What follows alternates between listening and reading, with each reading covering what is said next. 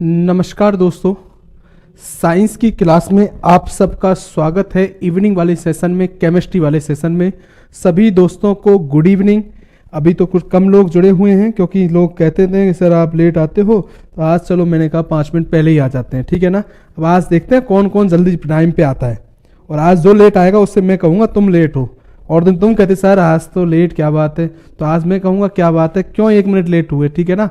तुम्हारा टाइम पे आना जरूरी है, मेरा आऊं या नहीं आऊं 5-10 मिनट तो कोई बड़ी बात नहीं है, ठीक है दोस्तों। तो अगर अपन बात करें टॉपिक के बारे में, तो टॉपिक आप सबको पता होगा दोस्तों कि कल हम जिस टॉपिक के बारे में बात कर रहे थे, तो टॉपिक की बात करूं तो हमारा बहुलक चल रहा था। क्या चल रहा था? बहुलक। ये मैं पहले ही कह दूं, आज लास्ट क्लास है। आज मैं आपको बहुत कुछ चीज़ें बता के और आज इस सेशन को, यही केमिस्ट्री वाले सेशन को समापन कर देंगे दोस्तों। तुमने मेरी बहुत दिन से शक्ल देख रहे हैं, अब पेपर की शक्ल देखोगे आप यहाँ, और बहुत लोग तो बोर भी हो गए हैं सर साइंस वाले सर से क्या मतलब, रोजाना आ जाते हैं वही चीज़ें रोजाना पढ़ाते हैं। लेकिन दोस्तों कोई बहुत अच्छी तरीके से हमने टॉपिक को पढ़ा है। 2-4 मिनट है अभी कम, तो इसलिए जब तक आपसे बात ही कर लेता हूं, जब तक और भी लड़के जुड़ जाएंगे। आज अपना काम यही रहेगा, कौन कौन आता है। ये वाला सिंबल बनाया है, ठीक है, बिल्कुल भाई, धन्यवाद जिसने ये वाला सिंबल बनाया है। टाइम पर आ गए, बिल्कुल जय हो। आज यही मैं देख रहा हूँ, मैं भी तुमको देख रहा हूँ कितने लोग टाइम पे आते हैं नहीं आते, इसलिए मैं आज जुड़ गया 5 मिनट पहले ही। मैंने कि देखते तो हैं, बहुत कहते हैं सर टाइम पे आप नहीं आए। वैसे तो मैं ज़्यादातर टाइम पे ही आया हूँ, मगर तुम तो 1 मिनट भी लेट आता है तो भी नोट कर लेते हो कि सर टाइम पे है या नहीं। तो दोस्तों लेकिन कोई नहीं, आपका काम क्या है दोस्तों, आज आपका काम रहेगा। तो मैं ये कह रहा था आज हम केमिस्ट्री को पूरा करेंगे। आपको एनसीईआरटी की बुक देखो, आपको हर टॉपिक कराया गया है। लास्ट टॉपिक एक आपका पदार्थ की अवस्था बचेगा, उसको भी यहां करा दूंगा। बिल्कुल छोटा सा टॉपिक है क्योंकि उसकी काम की चीजें मैं सब कुछ बता चुका हूं, इसलिए मैंने पदार्थ की अवस्था से चालू ही नहीं किया क्वेश्चन को। इसको चालू परमाणु से किया इसलिए क्योंकि उस बात को शुरू में पढ़ते हैं तो उल्टे बोर होते हैं। उसको एक रटने वाला सा टॉपिक होता है छोटा सा, जिसके बारे में क्या बात करनी सब आपको पता होता है उसके बारे में, वो मैं आज बता दूंगा जल्दी में, आप आराम से पढ़ लोगे। तो आज मैं आपको दोस्तों यहीं से स्टार्ट करते हैं अपन। गुरुदेव प्रणाम, सबको प्रणाम। तो मैं ये कह रहा था दोस्तों कि पिछली क्लास में मैं आपको बहुलक पढ़ा रहा था और बहुलक के बारे में मैंने बता दिया था। इस क्लास में अगर मैं बात करूं मैंने कहा कि आपको मैंने प्लास्टिक का वर्गीकरण करवा दिया था मेरे दोस्तों कृत्रिम बहुलकों में, और मैंने कहा था प्लास्टिक 2 प्रकार की है, पॉलीथीन और थर्मोप्लास्टिक और थर्मोसेटिंग कौन सी होती है क्या बता दी थी। फिर मैंने कहा था मैं अब एक एक प्लास्टिक के बारे में आपसे डिटेल से बात करूंगा। सबसे पहले अगर मैं बात करूं तो सबसे पहले मैं इसी को ले रहा हूं। सबसे पहले आती है बेकेलाइट। जो लोग एग्जाम में देते हैं उनको ये पता होता है कि बेकेलाइट को बहुत पूछा जाता है एग्जाम में, ठीक है। 2 ही तरह के क्वेश्चन पूछेगा इनके अंदर, कौन किसका बहुलक है और किसका उपयोग किसमें किया जाता है। ये भी बता दूं दोस्तों, मैं आपको बता दूंगा, उनको याद कर लेना। ज्यादातर उन्हीं को पूछा जाता है, जो चीज सीधी होती है उनको नहीं पूछने वाला। अब काम की बात सुनो। अगर इस बहुलक की बात करूं, सब जुड़ गए कि ज्यादातर लोग? चरण स्पर्श गुरुजी, बिल्कुल सबको। अभी 2 मिनट बाकी है ना, ठीक है, चलो कोई नहीं, और ज्यादा से ज्यादा लोग आते जाइए, ठीक है। वैसे अब आप पे डिपेंड करेगा दोस्तों, खुद मेहनत करते रहिए। कितने लोग? हाँ भाई चलो 2 मिनट और है, और आपसे बात कर लेता हूं जिस 2 मिनट के अंदर। मैं ये कह रहा था दोस्तों, ये तो मैं पढ़ाऊंगा बेकेलाइट आपको, और बहुत अच्छी अच्छी चीजें हैं आज एग्जाम में। इनमें से भी मेरे हिसाब से एक ना एक क्वेश्चन एग्जाम में आना चाहिए दोस्तों। आज आपका सिलेबस पूरा भी होगा क्योंकि आज मेरी क्लास लास्ट में 6:30 बजे फिनिश हो जाएगी, क्योंकि 6:30 बजे दूसरी क्लास है सर की, तो उस जगह फिर टाइम नहीं मिलेगा अपन को, इसलिए मैं फिक्स टाइम पे आया हूँ। मैं हमेशा कोई ना कोई रीजन से आता हूँ, इसीलिए क्योंकि फिर अपने पास टाइम है, उसी में से अपन पूरा करेंगे। तो अपन क्या करते हैं दोस्तों, इस मैटर को जो आपको पढ़ाया गया है दोस्तों, इसको बहुत जल्दी रिवाइज कीजिए। एग्जाम देखिए अपनी नजदीक है तो उस हिसाब से जल्दी जल्दी इसको रिवाइज करने की कोशिश कीजिए। एक बात आप समझोगे दोस्तों, मैंने एक काम किया था, टफ टॉपिक पहले लिए। जैसे बीच में लोग कह रहे थे ना सर फिजिक्स को पहले, केमिस्ट्री पहले पढ़ा दो, फिजिक्स वो कर दो, बायोलॉजी पढ़ा दो, वो पढ़ा दो, इसीलिए नहीं लिए थे। मैं कह रहा हूं मेरी हर बात का मैथ पे, और मैथ पे नहीं, मैं आपके फायदे के लिए हर काम करने की कोशिश करता हूं। अगर आपको पता है, अगर मैं केमिस्ट्री पहले लेता तो फिजिक्स बहुत समझने वाली बात थी, और लास्ट में फिजिक्स रह जाती ना तो तुम्हारा दिमाग पहले ही एग्जाम की सुन के और ज्यादा परेशान होते। इसलिए हमने बड़ी भारी भरकम चीजों को पहले पढ़ लिया। अब जैसे सीमेंट है वो याद ही करना पड़ेगा, बहुलक के रट नहीं पड़ेंगे, इसमें ऐसा दिमाग लगाने की जरूरत नहीं है। इसलिए आपको मैंने ऐसे टॉपिक लास्ट में लिए। मुझे पता था दोस्तों, यही तो एक टीचर का काम है, शंकर ला आज 7 मिनट लेट, बिल्कुल आज तुम 7 मिनट लेट ही चलोगे, आज देख लो। अब आ जाओ एग्जाम की बात। तो बिल हिसाब से फिक्स टाइम हो गया बेकेलाइट। मैं आपको कहा था मैं बहुलक बताऊंगा तो आप दो तरह के क्वेश्चन पूछेगा। पहला क्वेश्चन ये किससे मिलकर बना होता है, तो आप याद रखोगे ये फिनॉल व फॉर्मेल्डिहाइड से मिलकर बना होता है। फॉर्मेल्डिहाइड से मिलकर बना होता है, मिलकर बना होता है, ठीक है। अब दोस्तों मैं एक बात बताता हूं, पहले जब ये आते थे ना बहुलक, तो सब टीचर भी आपसे यही कहते थे कि एक काम करना, तुम तो बेकेलाइट के उपयोग याद रख लेना, कोई तुमसे पूछने वाला नहीं है। अब मैं उल्टा बोल रहा हूं, अब मैं कह रहा हूं कि उपयोग तो याद ही करने मन, ये भी 100% याद रखना किससे मिलकर पूछा जाएगा। इस बार 2-3 एग्जामों में ये पूछे गए और अब इंपॉर्टेंट भी है दोस्तों। मैं फिर वही बात करता हूं कि जो चीज पूछ ली बार बार उसको क्या घुमा के पूछेगा, ये पूछेगा। कुछ लोग ये दिमाग लगाएंगे सर फिनॉल और फॉर्मल्डिहाइड कैसे मिलकर बनेगा, इनके फॉर्मूले, तो दोस्तों ये एरोमेटिक कंपाउंड है। तुमसे ये 100% याद रख लेना, क्योंकि एग्जाम में पूछ नहीं सकता ऑब्जेक्टिव क्वेश्चन में इस तरीके से कि ये कैसे मिलकर ये क्या बनते हैं। आपको बिल्कुल भी याद नहीं रखना, दिमाग लगाना ही नहीं है कि फिनॉइल क्या होता है। मुझे तो पता है ये C6H5OH होता है, प्लस इसकी क्रिया फॉर्मल्डिहाइड से SCHO से करते हैं। अरे इनका काम ही नहीं है, जब काम ही नहीं है तो हमको कोई लेना देना नहीं है। तो तुम हिंदी में याद रखोगे किससे मिलकर बने होते हैं, फिनॉल व फॉर्मल्डिहाइड से। ये इंपॉर्टेंट और है दोस्तों, ये भी लिख दूं मैं, बिल्कुल इंपॉर्टेंट है, एग्जाम में 100% पूछने वाला क्वेश्चन है। उपयोग, दूसरा क्वेश्चन क्या पूछेगा कि आपसे कि सर इसका उपयोग किसमें आता है, तो क्लियर याद रखना। पहला टीबी होते हैं, रेडियो होते हैं, रेडियो के बाहरी आवरण। आपसे पूछा जाए कैसा आवरण, बाहरी आवरण बनाने में किसका उपयोग करते हैं, तो आप बोलोगे वेकेलाइट। कल ही कह चुका था दोस्तों मैं आपसे कि वेकेलाइट आज पहले से आ गए, बिल्कुल रोजाना लेट आते थे, अब आज लड़के सोच रहे हैं आज तो गुरुजी ने कमाल कर दी, क्या बात है। यही तो बात है, आज मैं देख रहा था तुम कितने लेट आते हो, ठीक है। तो आज मैं पहले आ गया तुमसे 5 मिनट पहले, क्योंकि 6:30 बजे फिक्स क्लास खत्म हो जाएगी आज, इसलिए मैं फिक्स टाइम पे ही आ गया, ठीक है दोस्तों, ये ध्यान रखना। तो कभी पूछा जाए, और ये भी कह दूं जो नए जुड़े, आज लास्ट है, आपकी क्लास भी कंप्लीट हो जाएगी आज, तो पहले सुन लो। कभी भी पूछा जाए कि टीबी और रेडियो का बाहरी आवरण बनाने में किसका उपयोग होता है, वेकेलाइट। दूसरा, आपको कल कहा था मैं, थर्मोसेटिंग प्लास्टिक है, एक बार उपयोग लेने के बाद दोबारा उपयोग में नहीं आती, मतलब ये आवरण दोबारा उपयोग में नहीं आएंगे। एक, बर्तनों का हैंडल बनाने में, हैंडल मतलब हत्ता बनाने में, जैसे कुकर का हत्ता आता है, कोई भी नॉन स्टिक बर्तन उनका हत्ता आता है, वो भी किसका बना होता है, वेकेलाइट, दोबारा उपयोग नहीं आता। एक आपको पता है विद्युत स्विच बनाने में, जो लाइट के उपकरण आते हैं उनका स्विच होता है, आपको पता है वो भी किसका बना होता है, तो याद रखने ना वेकेलाइट का उपयोग। तो 3 उपयोग है, उपयोग भी इंपॉर्टेंट है दोस्तों, बहुत पूछे जाते हैं क्योंकि एक अलग सी चीज है, और किससे मिलकर बने होते हैं ये भी आप 100% याद रखोगे, फिनॉल व फॉर्मल्डिहाइड से। दूसरा सुनो, ये भी इंपॉर्टेंट है एग्जाम के लिए, दूसरा होता है तो याद रख लेना, दूसरा होता है मेलामाइन। ये भी मैंने थर्मोसेटिंग में लिखवाया था।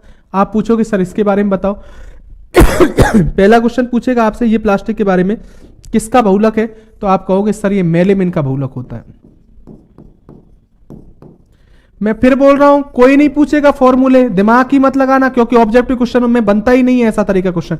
मेलेमिन का बहुलक है, अब आपको भी पता है दोस्तों ये मेलामाइन है, मेलेमिन का बहुलक है, तो एग्जाम के लिए इतना इंपॉर्टेंट तो नहीं है ये कि बुक्स को पता है, अपने आप याद रह जाएगा स्टूडेंट के लिए, मगर इसका उपयोग इंपॉर्टेंट है दोस्तों।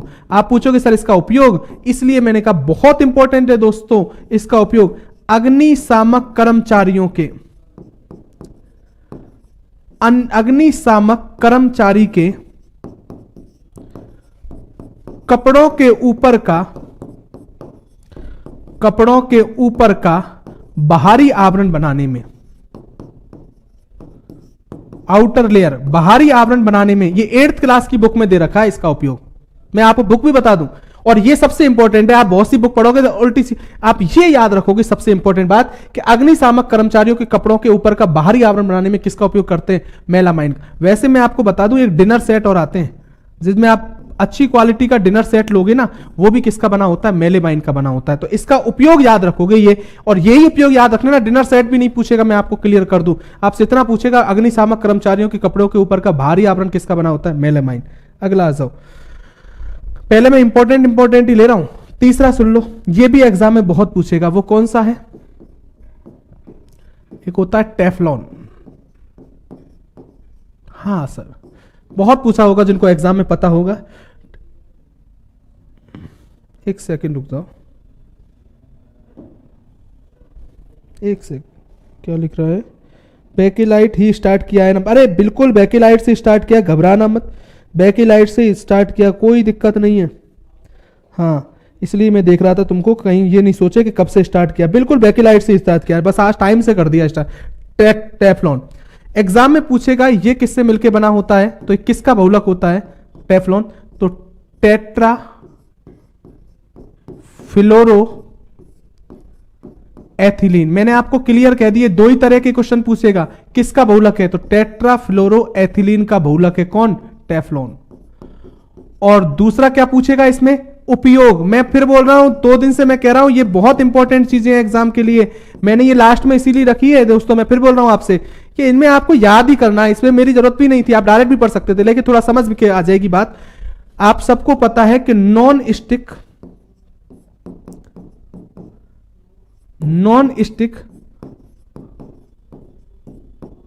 बर्तनों के अंदर का आवरण बनाने में, अंदर का आवरण, ठीक है, आपने देखा होगा कि जो नॉन स्टिक बर्तन आते हैं उनके अंदर भोजन लगता नहीं है, जो चिपकता नहीं है, कभी कभी जल जाता है कोई कारण, वो इसलिए नहीं करता क्योंकि उस पर किसका आवरण होता है? टेफ्लॉन का, वो चिपकने नहीं देता है। तो कभी भी पूछा जाए, बहुत बार पूछता है कि नॉन स्टिक बर्तनों के अंदर का आवरण किसका बना होता है? टेफ्लॉन का। ठीक है, अब सुनो, 3 प्लास्टिक तो इंपॉर्टेंट थी, अब वो प्लास्टिक है जिनको आप बहुत सुनते हो, जैसे एक मैं बता दूं इसमें, पॉलीथीन। अब ये बहुत पूछ ली है एग्जाम में, अब लोगों को पता भी रहता है क्योंकि इसके नाम से ही पता चल रहा है कि पॉलीथीन किसका बहुलक है। तो आप बस एक बात याद रखोगे, ये एथीन का बहुलक है। नाम में ही आ रहा है पॉलीथीन मतलब एथीन। दूसरा क्वेश्चन आपसे क्या पूछेगा? इसका उपयोग कहां होता है? तो आप यार पॉलीथीन का तो पता है आपको, बैग बनाने में,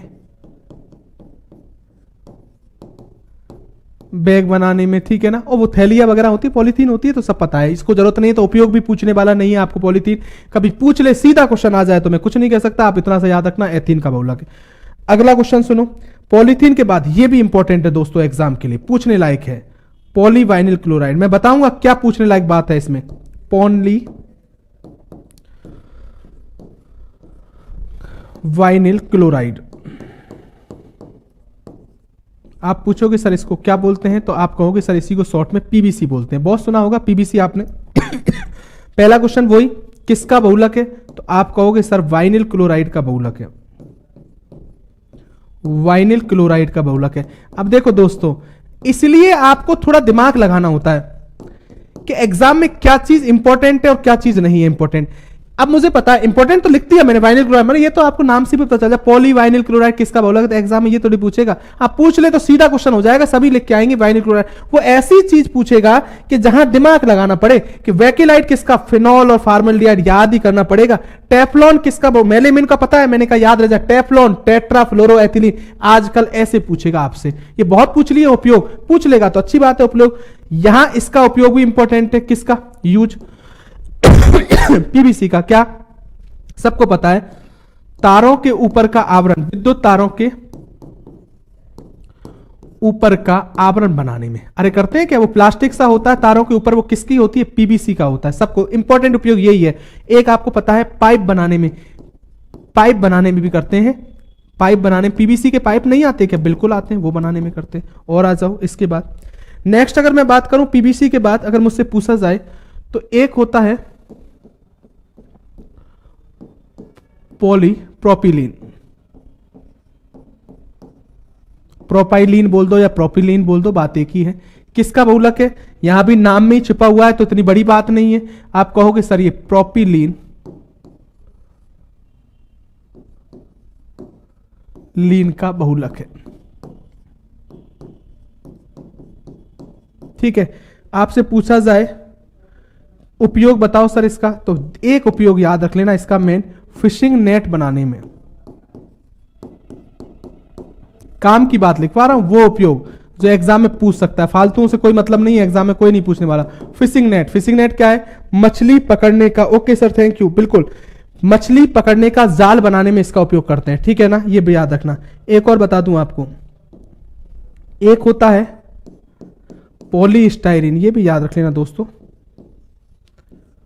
पॉलीस्टाइरीन। पूछे इसके बारे में बताओ सर ये किसका बहुलक है, तो यहां भी ये देखना कोई बड़ी बात नहीं है, पॉलीस्टाइरीन है तो इसके नाम से ही लिख रखा है कि ये किसका बहुलक है, तो आप कह दोगे स्टाइरीन का बहुलक है। ठीक है ना। हाँ, इसका एक उपयोग बहुत याद रखना, एग्जाम में कभी पूछ ले कि गर्म पेय पदार्थ पीने वाले कप बनाने में, गर्म पेय पदार्थ पीने वाले कप बनाने में, इसका मतलब जाने वो डिस्पोजल आते हैं ना, डिस्पोजल चाय का कप आता है, किसका उपयोग होता है, पॉलीस्टाइरीन का, याद रख लेना। वैसे कंगा बनाने में भी होता है, ठीक है, और भी याद रख ले सका, लेकिन काम की बात ये है इसका मनली बात, क्योंकि एक चीज का उपयोग कई जगह हो सकता है, ये इंपॉर्टेंट बात नहीं है कि कौन सा अलग है उपयोग जो आपसे एग्जाम में पूछा जा सकता है, तो वो ये है कि डिस्पोजल कप बनाने में किसका उपयोग होता है, पॉलीस्टाइरीन। तो ये दोस्तों ये मैंने कुछ आपको प्लास्टिक के नाम बताए हैं, ये आप हमेशा याद रखोगे, और मैंने पहले ही कह दिया है प्लास्टिक में टेफ्लॉन इंपॉर्टेंट है, मेलामाइन का उपयोग इंपॉर्टेंट है, आपसे वेकिलाइट इंपॉर्टेंट है, साथ में मैंने ये भी कहा दोस्तों टेफ्लॉन, पॉलीथीन तो बहुत सीधा है सबको पता है, ये भी याद रखना पॉलीप्रोपिलीन का उपयोग और पॉलीस्टाइरीन। तो ये इतने प्लास्टिक आपको कम से कम याद रहने चाहिए एग्जाम के लिए। अब मेरी बात को सुनो, एक क्या होता है टॉपिक बताऊं, आपको पता है कृत्रिम या संश्लेषित बहुलकों में दूसरी चीज मैंने क्या ली थी, आप पूछोगे सर क्या, तो आपको ध्यान हो तो मैंने एक कृत्रिम रेशे भी बोले थे आपको, कृत्रिम रेशे, कृत्रिम रेशे बोलो या आप कहोगे सर संश्लेषित रेशे, कौन से रेशे जो मानव द्वारा निर्मित है। प्राकृतिक में तो मैंने बता दिया था कपास है, जूट है, ऊन है और रेशम है, ठीक है, लेकिन अगर संश्लेषित रेशे या कृत्रिम रेशों में बात करूं तो इनमें कौन कौन से आते हैं, फर्स्ट, पहला इसी से ले लूं, पहला इसके अंदर आता है फर्स्ट, आपको ये बहुत सुना होगा, एग्जाम में बहुत पूछा जाता है, नायलॉन। वैसे नायलॉन 6 भी होता है, 66 भी होता है, लेकिन आपसे नायलॉन ही पूछता है केवल, और जो नायलॉन होता है वो 66 के बारे में पूछता है आपसे, तो ज्यादा दिमाग लगाने की जरूरत नहीं है। पहला क्वेश्चन ये बहुत इंपॉर्टेंट है दोस्तों, नायलॉन। मैं आपको कुछ बातें बताता हूं।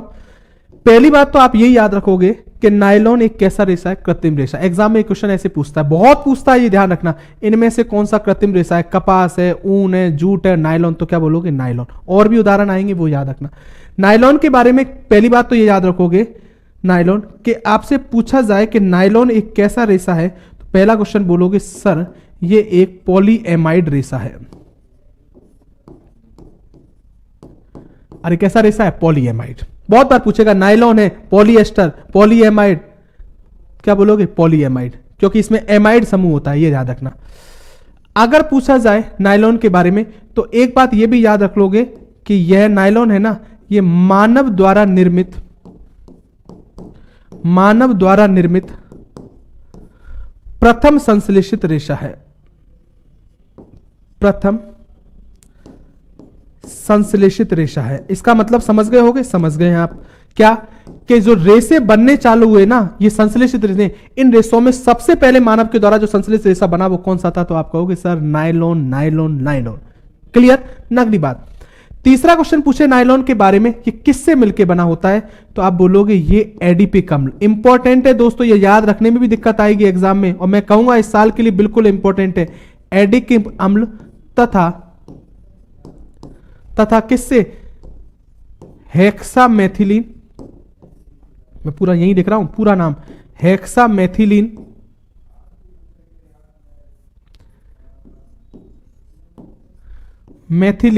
डाईएमीन से मिलकर बना होता है, डाईएमीन से मिलकर बना होता है,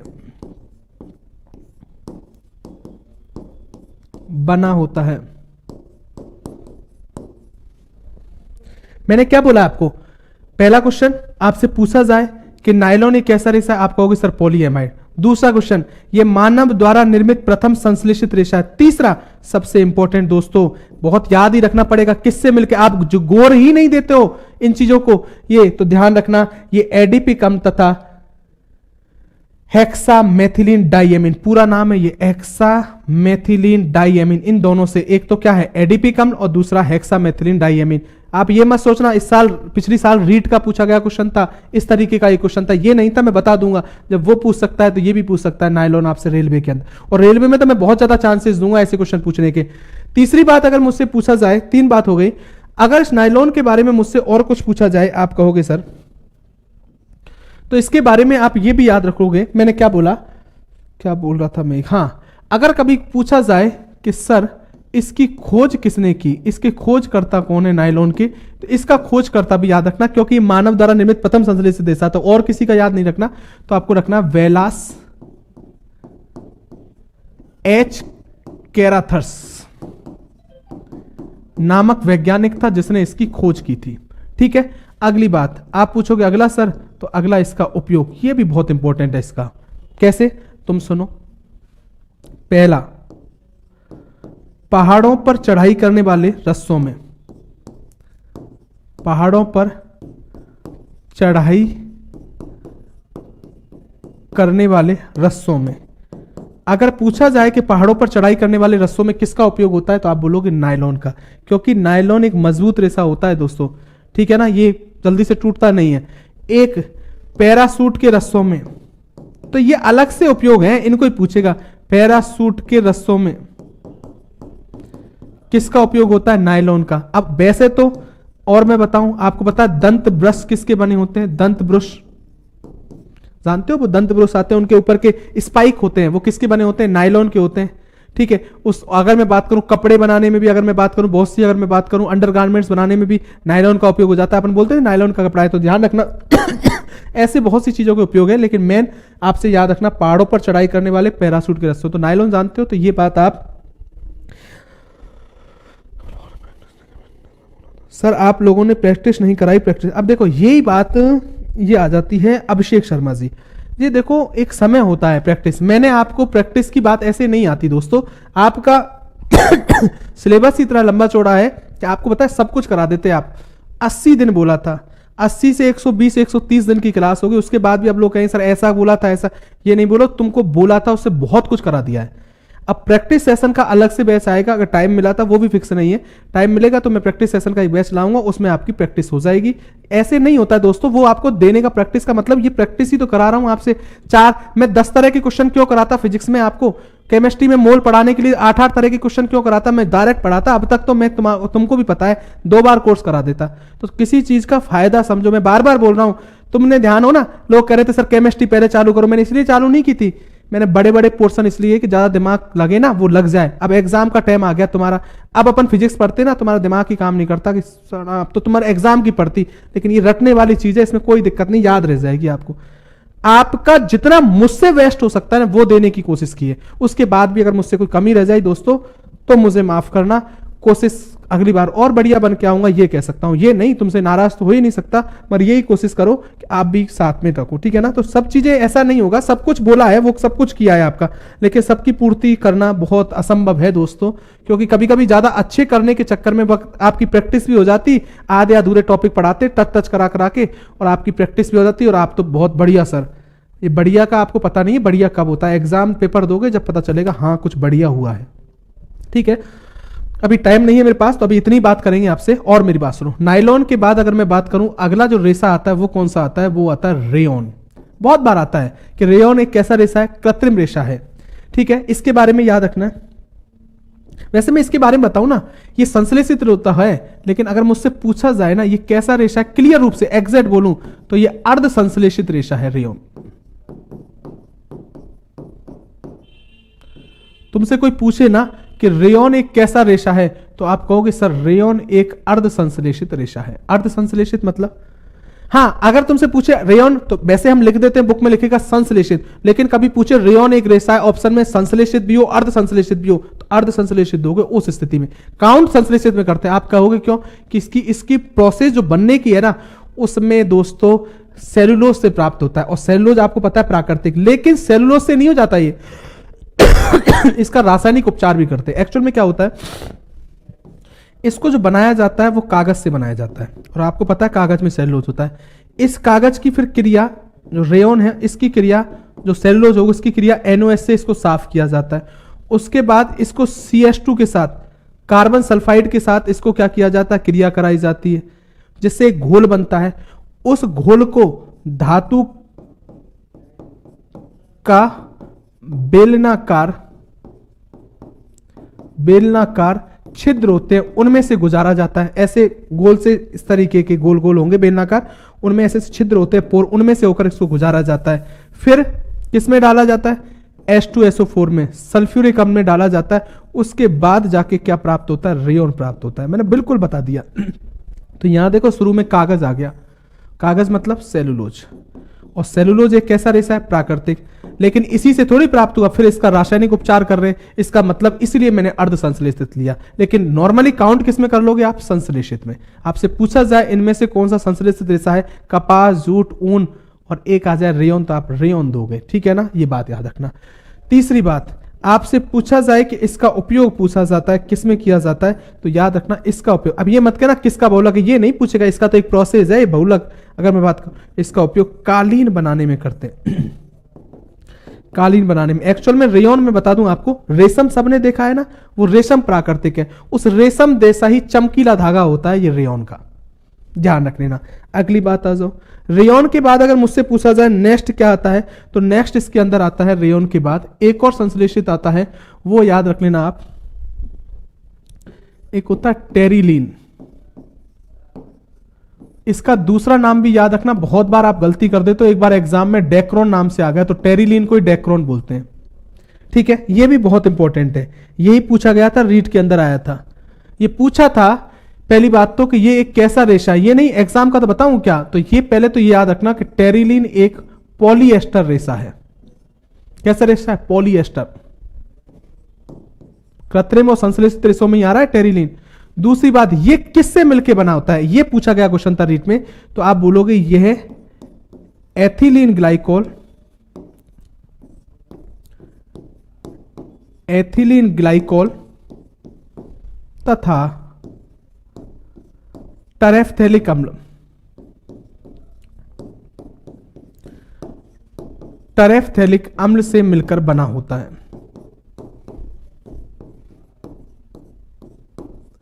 ये बहुत इंपॉर्टेंट दोस्तों बात है इन रेसों में। मैं इसलिए रेसे चालू किए हैं कि आप इन चीजों को छोड़ना मत, किसके बहुलक है। अब की बार कोई तुमसे कितना भी बेवकूफ बना रहा हो, ये नहीं पूछेगा। मैं फिर कह रहा हूं आपसे एग्जाम में पूछे जा सकते हैं कि उपयोग बहुत पूछ लिए।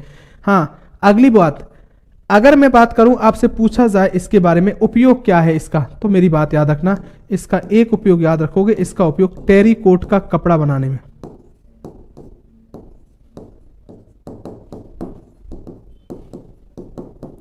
आप जानते हो टेरिकोट क्यों बोलते हैं टेरिकोट? टेरिकोट का मतलब होता है कि उसमें टेरिलीन होता है, और टेरिकोट नाम इसलिए पड़ा, और उसमें कॉटन भी होता है इसलिए उसका नाम टेरिकोट पड़ा। पाल नाकाओं में वो नावें आती थी पहले, उनका जो पाल आता था वो भी किसका बना होता है, टेरिकोट का या टेरिलीन। तो टेरिलीन पूछे, डेक्रोन बोले, बात एक ही है, किसका बहुलक है। मैं बोल रहा हूं 28 दिसंबर का पेपर है, सॉल्यूशन करवा देना सर बस। हाँ, कोशिश देखो मेरी तरफ, 28 दिसंबर वालों के लिए तो बहुत जल्दी हो जाएगा, इतनी जल्दी तो नहीं हो पाएगा, इसलिए 28 दिसंबर वालों के चक्कर में ही आपको ध्यान है ना, मैंने तुमको उन जिन लोगों के 28 दिसंबर के एग्जाम, उनके लिए मैंने 10-10 तरह के तरीके से पहले ही समझा दिया था पूरी चीज को, आपका काम चल जाएगा पूरा एग्जाम के लिए, ठीक है।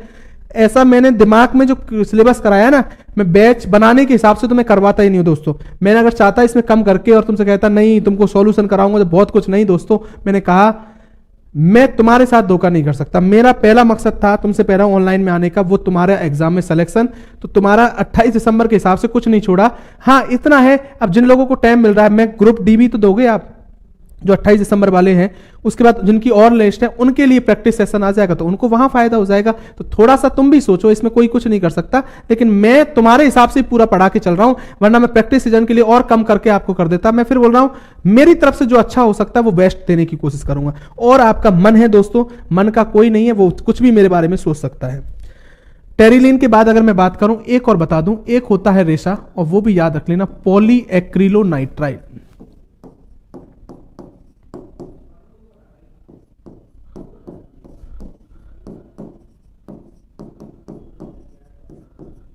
इसी को शॉर्ट में पान भी कहते हैं, PAN, पॉलीएक्रिलोनाइट्राइल।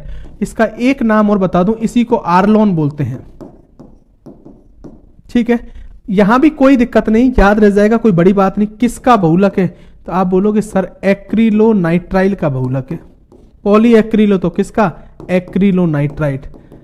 मगर इसका उपयोग भी बहुत बार है, ये 8th क्लास की बुक में दे रखा है। तुम तो बहुत बार सोचोगे अरे सर ये नाम तो पहली बार, कौन सी बुक में? 8th क्लास की बुक में। अब देखो इसलिए इंपॉर्टेंट हो गया। इसका उपयोग स्वेटर बनाने में, स्वेटर, आप पूछोगे ऊन के? बिल्कुल ऊन के। स्वेटर जो ऊन के आते हैं उनमें प्राकृतिक का होता है, लेकिन सुनो जो मार्केट में आपको स्वेटर मिलते हैं तो आप ऊन के कहां रह गए? ऊन के स्वेटर कौन? वो जो स्वेटर आते हैं जर्सी वगैरह, जैसे ये मैंने पहन रखा है, ये किसके बने? सब पॉली एक्लोन, ये आर्लोन के होते हैं। ये बिल्कुल ऊन जैसा ही होता है। ठीक है, इसलिए आप उसको ढंग से देखोगे तो ये प्लास्टिक सा लगेगा, आप उसको अंदर से देखोगे आप अपने आप समझ जाओगे। तो ये याद रख लेना, या उसको वो देख के अपने आप पता चलेगा। ठीक है, उपयोग बता दिए। तो ये दोस्तों मैंने कुछ आपको क्या बता दिए? रेसे बता दिए। ये बहुत इंपॉर्टेंट बताए दोस्तों, बहुत बड़ा टॉपिक है, मैंने आपको पूरा करवाया है। एक और सुनो, ये भी याद रख लो। वैसे आपको ये ज्यादा नहीं पूछे जाते, एक पूछेगा, लेकिन मैं कुछ बता दूं क्योंकि तुम कुछ लोग पढ़ लेते हो फिर सोचते हो सर ये कहां से। तो एक होते हैं संश्लेषित रबर। प्राकृतिक रबर तो बता दिया जो आइसोप्रीन का बहुलक कहता है, एक संश्लेषित रबर भी याद रख लेना। और उनमें कौन कौन से आप ये याद रखोगे? एक तो होता है नियोप्रीन, ये याद रख लेना, बहुत बार एग्जाम में पूछता है, इसका एक क्वेश्चन अच्छा आता है। नियोप्रीन, पहला क्वेश्चन। नियोप्रीन के बारे में ये याद रख लेना कि ये किसका बहुलक होता है दोस्तों? तो क्लियर याद रख लेना, ये क्लोरोप्रीन का बहुलक है।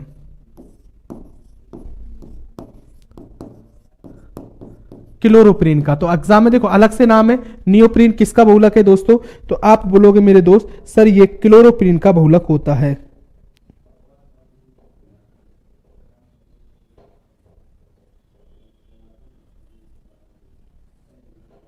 ठीक है, हाँ सब लिख रहे हैं। हाँ, इसके बाद अगर इसका पूछा जाए उपयोग किसमें होता है, देखो ये बड़ी बात नहीं है। एक बात बहुत इंपॉर्टेंट बात याद रखना, पेट्रोल पंप के पाइप बनाने में, अरे बहुत इंपॉर्टेंट उपयोग है। पेट्रोल पंप का जो पाइप होता है ना, वो कभी पूछा जाए किसका होता है, तो नियोप्रीन का होता है। होने को तो सीट बेल्ट बनाने में, गलत बात, सीट बेल्ट में नहीं, सीट बेल्ट बनाने में उपयोग होता है नायलॉन का, जो मैं आपको बता चुका था। किसका उपयोग होता है? नायलॉन का। सीट बेल्ट नायलॉन में याद रखना, सीट बेल्ट बनाने में ना। तो मेनली आप, हाँ नियोप्रीन का और अगर बताऊं तो बेल्ट बनाने में, कोई बेल्ट जिसमें रबर जैसा हो, ऐसा तो लेदर का भी आता है, उसकी नहीं, जहां रबर जैसा लगे बेल्ट आते हैं, आपको पता है। बेल्ट बनाने में, पर्स बनाने में, पर्स आता है अगर मैं बात करूं, वॉलेट, उसके अंदर भी इसका उपयोग किया जाता है। तो ये याद रखने ना अपने आप। लेकिन सबसे इंपॉर्टेंट बात, ये छोटी चीजें नहीं पूछेगा एग्जाम में, क्योंकि इन चीजों में एक से ज्यादा चीजों का उपयोग हो सकता है। लेकिन यहां याद रखना पेट्रोल का पंप का पाइप बनाने में किसका उपयोग होता है? नियोप्रीन का। एक और सुनो, एक होता है, ये आप नाम सुन लेते हो फिर इनको बहुत बार पूछते हैं सर ये क्या है, ये क्या है। वैसे आपके सिलेबस में नहीं है दोस्तों ये, है ना, और ना आपसे पूछने वाला है, लेकिन कुछ नाम सुन लेते हैं ना, तो वो एक बात उसके अंदर दिमाग में बैठा ही रहता है। एक होता है ब्यूना एस, कुछ लोग तो बोल भी रहे होंगे ब्यूना एस के बारे में सुन लेते हैं नाम इसका। ठीक है ना, इसको क्या बोलते हैं तो मैं बता दूं, इसी को बोलते हैं स्टाइरीन ब्यूटाडाइइन।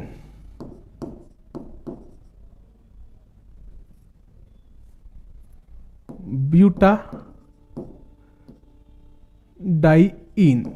ठीक है। एक्चुअल में जो ब्यूना एस है वो किसको बोलते हैं? स्टाइरीन ब्यूटाडाइन को ब्यूनानाइन बोलते हैं। ठीक है ना, तो ये याद रख लेना। किससे मिलके बना होता है मैं बता दूं इसको आपको, ये 1,3 ब्यूटाडाइन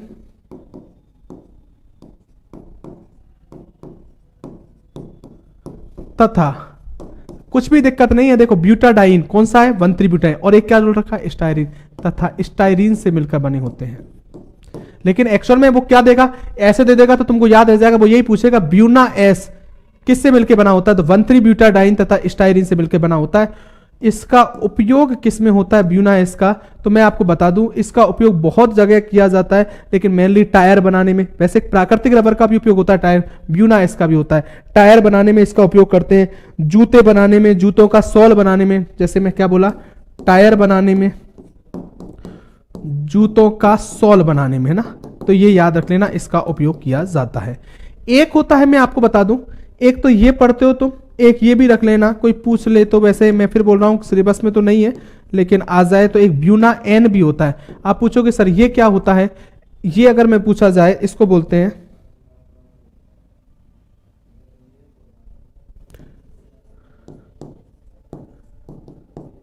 नाइट्राइल ब्यूटाडाइन।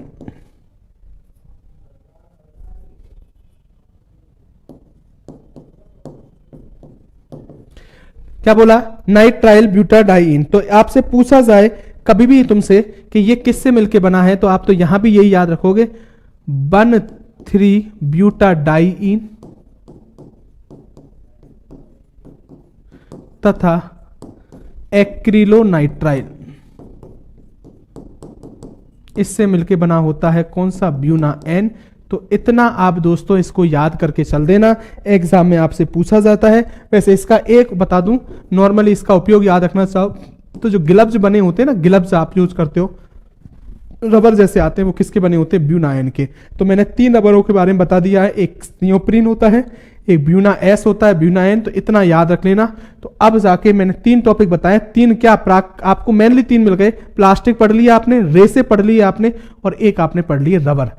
याद रखना, एग्जाम में पूछ सकता है। इसीलिए आज मैंने आपसे ये कहा था कि एक आपका एक लास्ट एंड फाइनल एनसीईआरटी के अंदर चैप्टर आता है, जिसको मैंने चला के नहीं पढ़ाया शुरू से। वो चालू होता है, आपको केमिस्ट्री पढ़नी होती है, पदार्थ से चालू होता है। ये बहुत छोटा टॉपिक है, सब कुछ हम जानते हैं उस पदार्थ के बारे में, हम सब कुछ पढ़ चुके हैं। अगर मुझसे पूछा जाए, उसके अंदर मेन बातें होती है। लेकिन अब क्या वो छोटे छोटे पॉइंटों में कोई क्वेश्चन आ जाए, तो अब मैं इसको शॉर्ट में आपको समझा देता हूं टॉपिक को, इस पदार्थ को, जिससे आपका कुछ नहीं बचेगा। टॉपिक बता दूं आपको, पदार्थ। ये केमिस्ट्री यहीं से चालू होती है, मगर मैं सोचता हूं इसको इसलिए नहीं पढ़ाता हूं कुछ सर यहीं से चालू कर, ये थोड़ा रटने का सा टॉपिक आ जाता है, और फिर जब शुरू से यहीं से चालू हो जाते हैं सीधी चीज से, तो फिर बड़ी चीज में दिमाग नहीं लगता है। तो पहले यहां से ध्यान रखना, पदार्थ होता है जिसको मैटर बोलते हैं। मैं आपको बता दूंगा इसमें से क्या क्या क्वेश्चन पूछेगा। ऐसे क्वेश्चन नहीं पूछेंगे, बहुत सीधा चैप्टर है, कोई 2-4 तरह के क्वेश्चन ऐसे हैं इनमें जो आपसे एग्जाम में पूछे जा सकते हैं। तो मैं बता दूं पदार्थ क्या है, तो आप याद रखना कि वायुमंडल में प्रत्येक वस्तु जिस सामग्री की बनी होती है, वायुमंडल में प्रत्येक वस्तु जिस सामग्री की बनी होती है,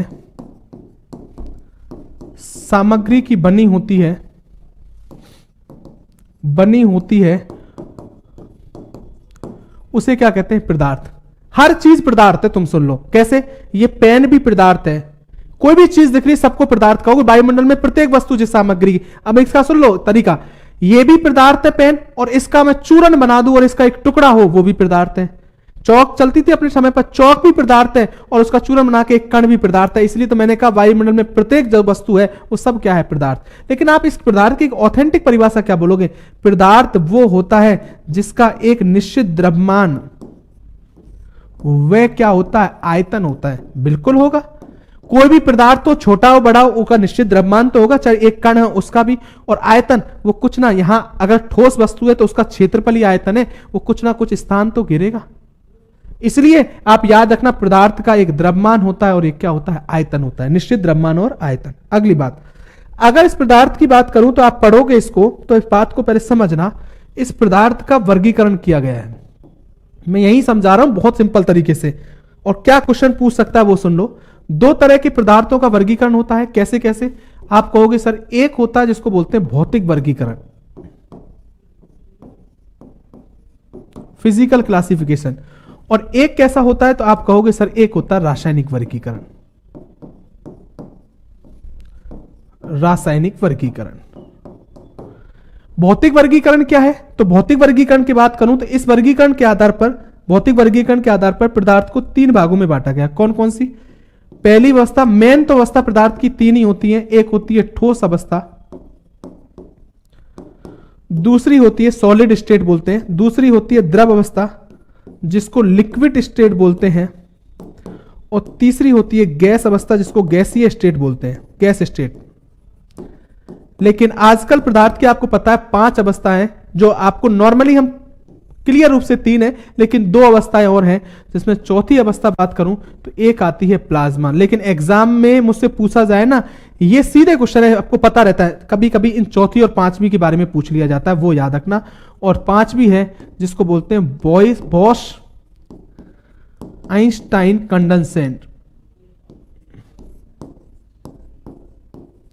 कंडेंसेट, जिसको शॉर्ट में अगर मुझसे पूछा जाए इसी को लिखते हैं बीईसी।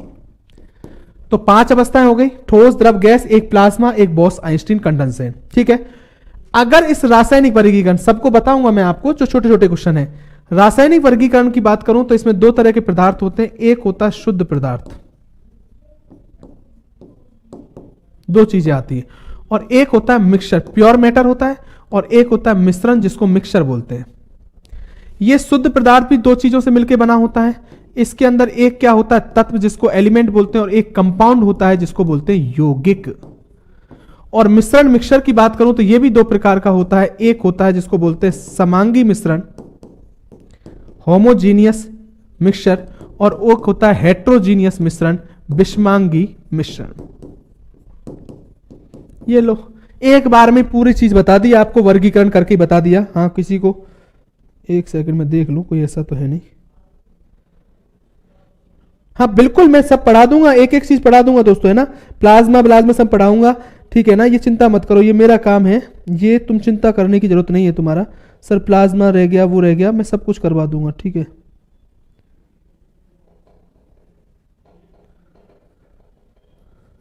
हाँ बिल्कुल, ये वर्गीकरण है। आप पहले तो यही याद रखोगे कि पदार्थ को कितनी अवस्थाएं हो गई, 5, ठोस, द्रव, गैस, प्लाज्मा और बॉस। कभी पूछेगा शुद्ध पदार्थ किस किस से मिलकर बना है, तो आप बोलोगे तत्व, यौगिक से। मिश्रण 2 प्रकार के, समांगी, विषांगी। अब मैं आपको बता देता हूं, देखो सबसे पहले भौतिक वर्गीकरण बताऊं।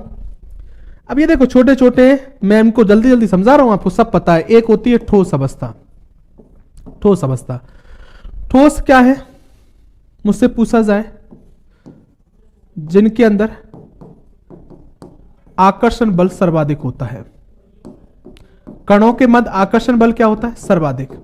दूसरी बात, आकर्षण बल सर्वाधिक है तो कण क्या होते हैं, पास पास होते हैं। कण क्या होते हैं, पास पास। अगर ये एक है, ये दूसरा कण हो गया, तीसरा, सब कण पास पास होते हैं, क्योंकि आकर्षण बल सर्वाधिक होता है। ठोसों का क्या बोलोगे, द्रव्यमान निश्चित होता है, बहुत इंपॉर्टेंट बात है, द्रव्यमान निश्चित। और आप कहोगे सर आयतन भी निश्चित होता है कि नहीं होता, बिल्कुल होता है दोस्तों, याद रखना इस बात को। आप पूछोगे सर कैसे, देखो सुनो, ठोस की बात करूं, देखो एक बात याद रखो, ठोस के आयतन का मतलब उसके क्षेत्रफल से होता है। द्रव्यमान कोई भी है, ये ठोस दिख रहा है आपको, इसका कोई ना कोई द्रव्यमान तो होगा, बिल्कुल निश्चित होगा। ऐसा थोड़ी अलग जगह चले जाए तो कुछ हो जाएगा, नहीं, मैंने कहा था द्रव्यमान तो निश्चित रहता है, आयतन निश्चित, बिल्कुल निश्चित। ये पेन है, इसको जितना स्थान चाहिए उतना स्थान तो चाहिए रखने के लिए, उतना स्थान तो घेरेगा ये। ऐसे थोड़ी इतनी सी जगह में कहूं पेन सेट हो जाए तो इसको थोड़े फोल्ड करके आप रख दोगे, नहीं, इसका मतलब इसका द्रव्यमान भी निश्चित और आयतन भी निश्चित होता है, ठीक है। तो मैंने कहा आकर्षण बल सर्वाधिक होता है कणों के मध्य। ये ठोस हो गया, ये कण हो गया, इसके अंदर इनमें आकर्षण बल मतलब कण पास पास होते हैं, तो कण क्या होते हैं, पास पास होते हैं। द्रव्यमान निश्चित, आयतन क्या होता है, निश्चित। अगली बात, ठोस के बारे में याद रखोगे, ठोस में 2 गुण याद रख लेना, एक तो संपीड़ितता का गुण और एक विसरण का गुण।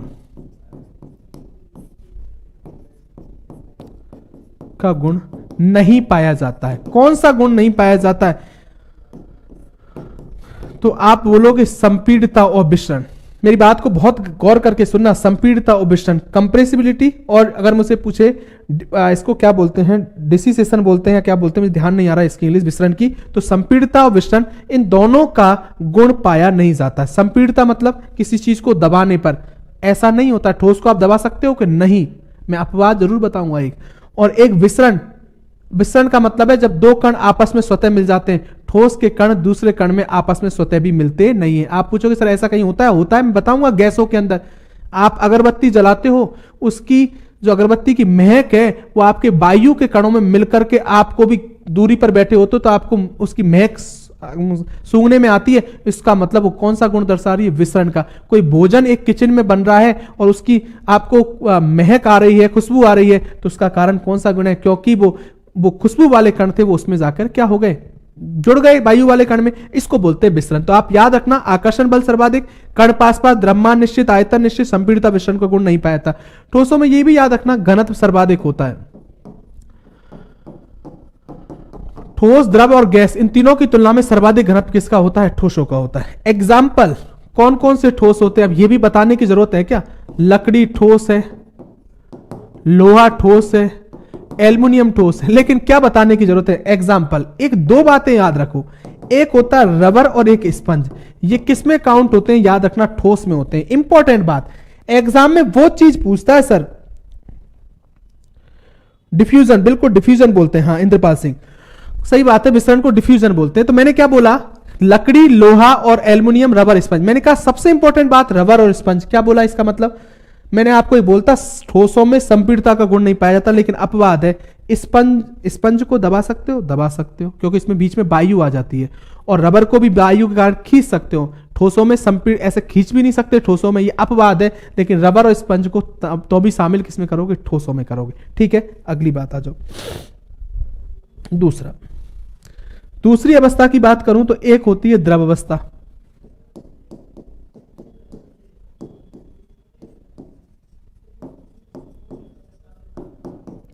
हाँ पूछोगे लिक्विड स्टेट, ये क्या है? अब तो कोई दिक्कत नहीं है, याद रख लोगे। आकर्षण बल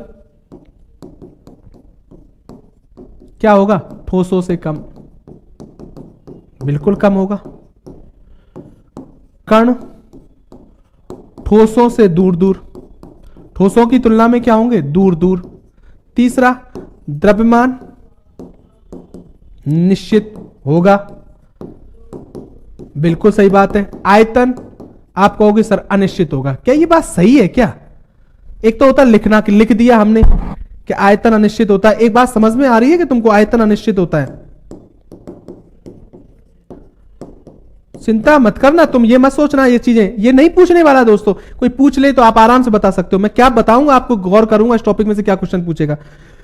आयतन, द्रव्यमान निश्चित। अरे कोई 1 लीटर पानी ले लिया, 1 लीटर ही रहेगा। ऐसे थोड़ी कहीं अलग अलग जगह ले जाओगे तो उसका अलग हो जाएगा, नहीं। द्रव्यमान तो निश्चित, आयतन अनिश्चित। इसका मतलब 1 लीटर पानी उसको जग में रख दोगे, जग का आकार ले लेगा। लोटे में रख दिया, लोटे का। भगोनी में रख दिया, भगोनी। आयतन फिक्स नहीं है कि जैसा आयतन है वैसा ही रहेगा, नहीं। तो द्रव्यमान निश्चित, लेकिन आयतन अनिश्चित होता है। निश्चित ही लिख दिया, ये लो।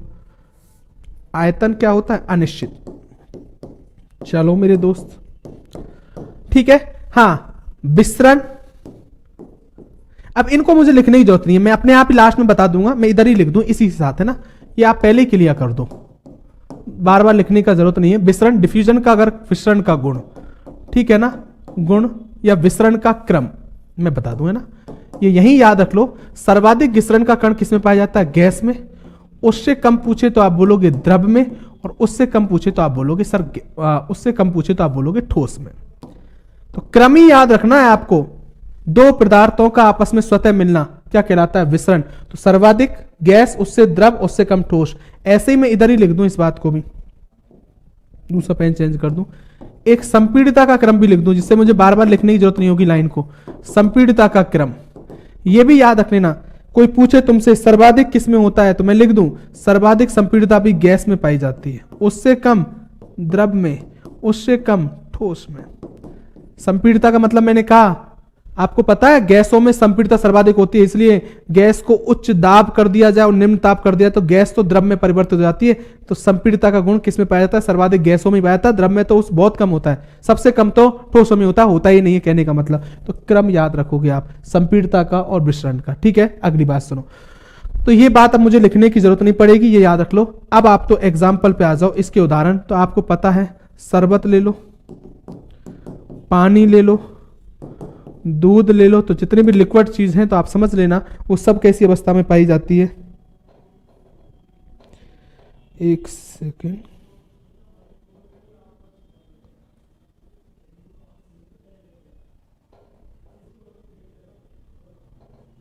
रुक जाओ दोस्तों, एक सेकेंड में देख तो लूं क्या लिख रहे हो।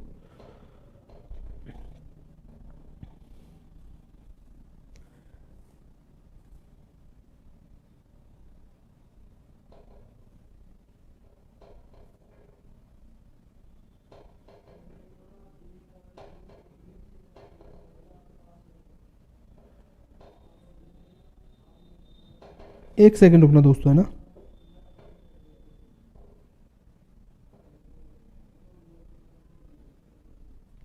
हाँ क्लियर है। एक और सुन लो। एक आती है और उसको क्या बोलते हैं, कुछ फोन आ गया था इसलिए आपको थोड़ा एक सेकंड और रुक जाना। एक अवस्था होती है उसको बोलते हैं गैसीय अवस्था। आप पूछोगे सर ये क्या है? आपको पता है गैस की अवस्था, यहां याद रख लेना। पहला क्वेश्चन, आकर्षण बल सबसे कम। ठोस द्रव गैस में सबसे कम किस में होगा? गैस में सबसे कम।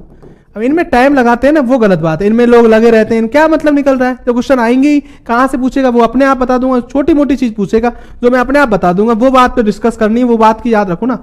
अगली बात, कण सबसे दूर दूर, इन तीनों में सबसे दूर दूर, सबसे दूर दूर, ठीक है। अगली बात, आकार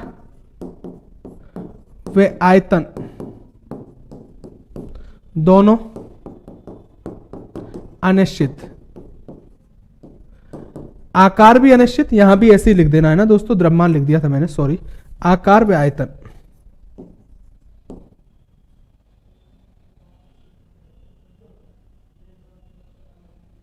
नहीं द्रव्यमान, ये तो सही है, उल्टा कर दिया। हाँ यहां आ जाओ। मैंने कहा आकार व आयतन दोनों अनिश्चित होते हैं। कोई आकार नहीं होता गैसों का भाई, और आयतन भी कोई नहीं होता फिक्स, है ना।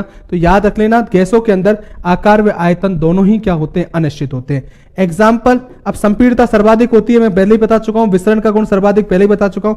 आपको पता है जितनी भी गैस है, ऑक्सीजन है, हीलियम है, नाइट्रोजन, सब गैसों के उदाहरण है, वो बड़ी बात नहीं है। एक बात सबसे इंपॉर्टेंट, 15 पेज हो चुके हैं, पहले मैं इनको सेव कर दूं, फिर मैं आपसे बात करता हूं। एक सेकंड रुक जाओ।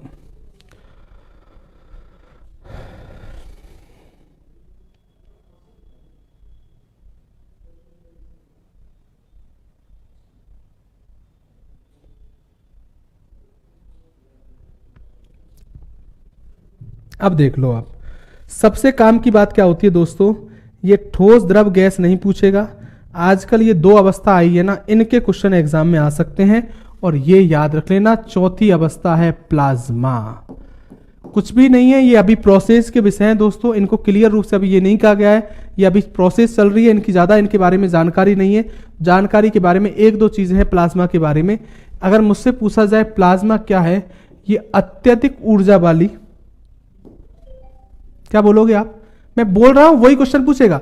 अत्यधिक ऊर्जा वाली, मतलब प्लाज्मा होती है उनमें ऊर्जा अधिक है, अत्यधिक ऊर्जा वाली आयनीकृत गैस है। कौन सी गैस है? आयनीकृत। ये बात याद रख लेना। प्लाज्मा क्या है? अत्यधिक ऊर्जा, मतलब प्लाज्मा वो होती है जिनकी ऊर्जा अलग कहते हैं, आयनीकृत गैस है। कैसे आपको पता है?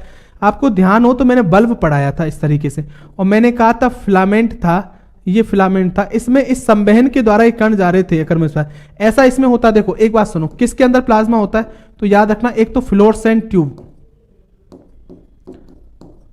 वो क्या थी, CFL आती है ना वो, और एक और मैं बात करूं एक नियॉन बल्ब, जिनके अंदर नियॉन का उपयोग होता है, उनके चमक का कारण भी मुझसे पूछा जाए ना क्या होती है, इसमें संवहन के द्वारा एक तरह से वो आयनीकृत ऊर्जा, वो कण होते हैं, मैंने बल्ब में बताया था आयनीकृत हो जाते हैं, या मैंने ट्यूबलाइट में बोला था। तो कभी पूछे फ्लोरेसेंट ट्यूब और नियॉन बल्ब में क्या होती है, में प्लाज्मा के कारण चमक आती है। ठीक है, जब प्लाज्मा अवस्था होती है, आयनीकृत गैस क्या बुलाती है? प्लाज्मा।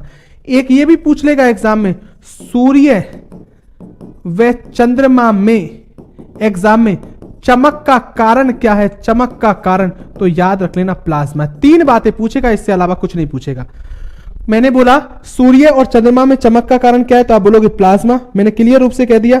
और आपसे पूछा जाए नियॉन बल्ब और के अंदर या फ्लोरेसेंट ट्यूब के अंदर कौन सी अगर पूछा जाए तो क्या होता है? प्लाज्मा होता है। ठीक है ना, तो ये बात आपको पता होनी चाहिए, और एग्जाम में बहुत पूछा जाती है एग्जाम के अंदर। ठीक है, तीसरी एक नेक्स्ट, एक ये भी याद रखना, पूरा नाम नहीं लिख रहा मैंने, पहले ही लिख दिया इसका नाम। एक 5वीं अवस्था है BEC, बॉस आइंस्टीन कंडक्शन।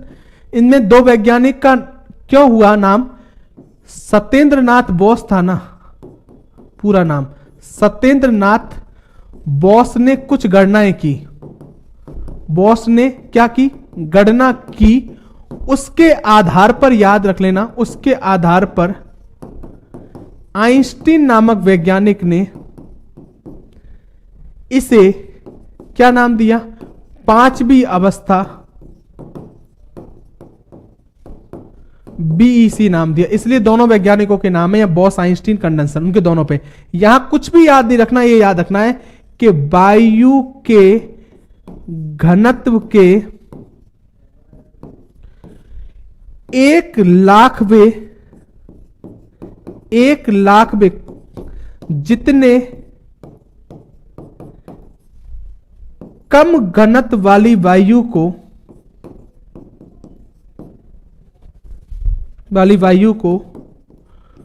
ठंडा करने पर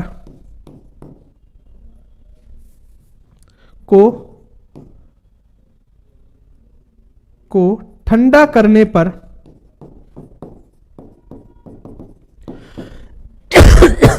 बीसी प्राप्त होती है, पांचवी अवस्था प्राप्त होती है।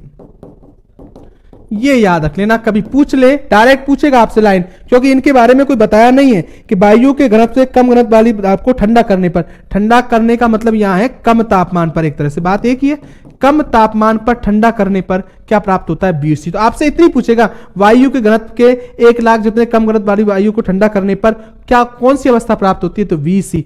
और प्लाज्मा में 2 तरह के क्वेश्चन पूछे, इनसे ज्यादा इनके बारे में कोई जानकारी नहीं है अभी दोस्तों, प्रोसेस चल रही है।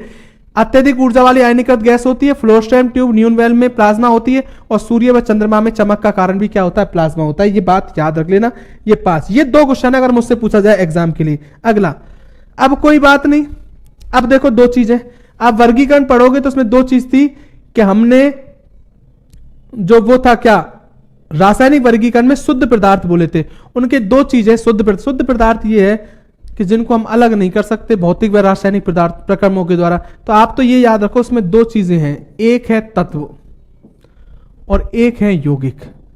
ये बहुत पढ़ चुके हैं, कोई एग्जाम में क्वेश्चन पूछेगा नहीं, और इनके बारे में जो क्वेश्चन बनते हैं वो मैंने अलग जगह करवा दिए, इसलिए आप घबराना मत। तत्व क्या है, वे जिन्हें भौतिक व रासायनिक प्रक्रमों द्वारा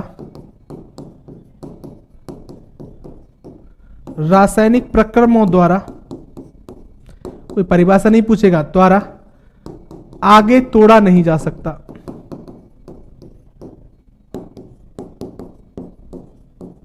इसका मतलब क्या है, तत्व क्या है, आपको बताया था मैंने, आवर्त सारणी में 118 तत्व हैं, वो सब तत्व भी तो है। जैसे ये हाइड्रोजन है, आप इसको तोड़ सकते हो नहीं, कोई भी तत्व, लिथियम है, तोड़ सकते हो नहीं, तो इनको तोड़ ही नहीं सकते। तो मैंने यही तो कहा कि भौतिक व रासायनिक प्रक्रमों द्वारा तोड़ा नहीं, जब तो ये शुद्ध पदार्थ है, इनमें किसी भी चीज की कोई मिलावट नहीं है। दूसरी बात, इसका मतलब तत्व में क्या शामिल हो सकते हैं, तत्व में या तो परमाणु हो सकते हैं, वे अणु होंगे।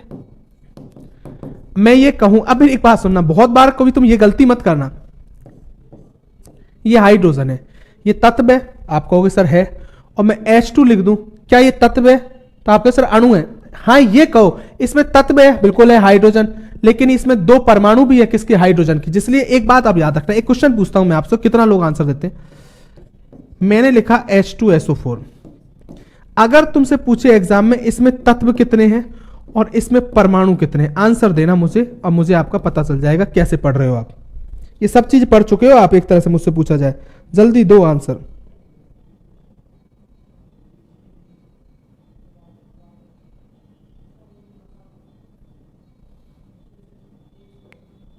सर लिखने दिया करो, कोई नहीं दोस्तों, इनको तुम लिख लेना, वीडियो इतने दिन मेहनत किए तो एक दिन और कर लेना मेरी वजह से।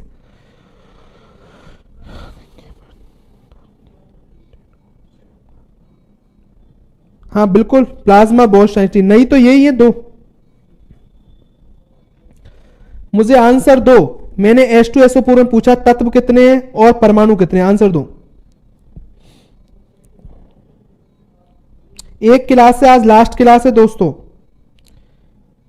एलिमेंट 3 तत्व हैं, परमाणु भी बताओ साथ में, जिन लोगों ने 3 बताया, 6, 3 और 6, 3 6, 3 6,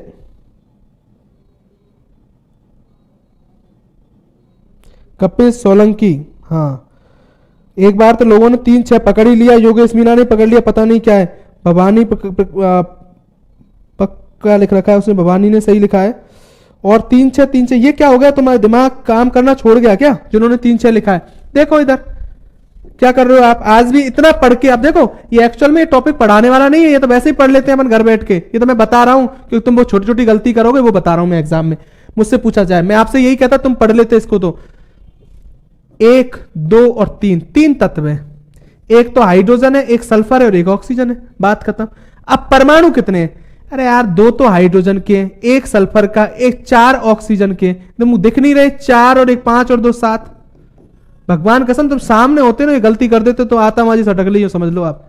ये तो तुम बस ऑनलाइन पढ़ रहे हो तो कोई दिक्कत नहीं, तुम कर जाओ गलती। तो ये ध्यान रखो, ऐसी क्वेश्चन भी गलत करके आओगे या मां जाकर, ये देखो रवि कुमार ने तो 10 लिख दिए, सबको पेल दिया इसे, तो सबको बस ये देखा करो यार। 6 परमाणु, फिर क्यों ये आया दोबारा राजकुमार मीना, ये क्या कर रहा है राजकुमार, ऐसे क्यों, कहां से 6 आ गए तुम्हारे? 4 1 5 और 2 7। अब तो गलती, अभी भी गलती करोगे क्या? ये ऐसी चीज थोड़ी है। तुमसे पूछा जाए ये लो HNO3, अब मैं ही बता रहा हूं आपको तत्व कितने हैं। देखो एक हाइड्रोजन है, एक नाइट्रोजन है, एक ऑक्सीजन है। तत्व में तो थोड़ी 3 ये तो परमाणु है, 3 जुड़ के। तो तत्व तो एक हाइड्रोजन, एक नाइट्रोजन, एक से 3 है सर। परमाणु पूछे कितने हैं, अब कहो, क्योंकि परमाणु में हमको 3 तो यहां ऑक्सीजन के परमाणु, एक नाइट्रोजन का, एक आया, 3 4 और 5। ये लो 3 5, HNO3 में 3 5 बच्चे हैं सर, बिल्कुल कोई दिक्कत नहीं, गलती हो जाए वो, मगर देखो ये ऐसी गलती होनी नहीं चाहिए। अब हम एग्जाम के, देखो तुम पर अगर तुम बहुत दिन पहले पढ़ते ना तो तुम गलती करते तो मुझे कोई दिक्कत नहीं थी। अब तुम गलती कर रहे हो, वो एग्जाम में भी करके आओगे। देखो समझो मेरी बात, चाहे आप मेरे को सर आपने अब पढ़ाया, मैंने तो पढ़ाया, मैं तो तुम्हारे प्लस में हूं, मैं मिल गया तुमको, पढ़ लिए नहीं पढ़ते तो अभी तो एग्जाम देने जाते, गलती नहीं करनी थी, ये बात याद रखो, ठीक है। तो ये दोस्तों याद रखना तत्व का मतलब।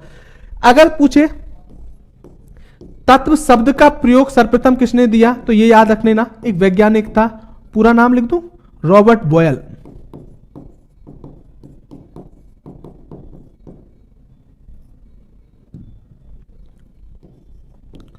ठीक है, रॉबर्ट बॉयल। और तत्व की परिभाषा किसने दी, कोई पूछ ले तुमसे, तब याद रखना तत्व की परिभाषा जिस वैज्ञानिक ने दी उसका नाम था लवाइजिए, जो पहले भी आया था, ये याद रख लेना। अब आप पूछोगे और कुछ नहीं, क्योंकि और मैं सब कुछ बताता हूं, आवर्त सारणी का प्रथम तत्व हाइड्रोजन, तो वो भी तत्व में ही तो आएंगे जो मैं क्वेश्चन आपको बता चुका हूं, इतनी याद रखोगे। यौगिक क्या है? यौगिक जब 2 या 2 से अधिक तत्वों को निश्चित अनुपात में मिलाया जाता है। यौगिक परिभाषा याद रखना, जब 2 या 2 से अधिक तत्वों को निश्चित अनुपात में मिलाया जाता है,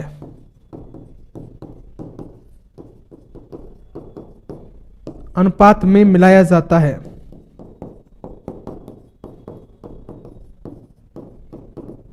तो इसे क्या कहते हैं? आप कहोगे सर यौगिक कहते हैं।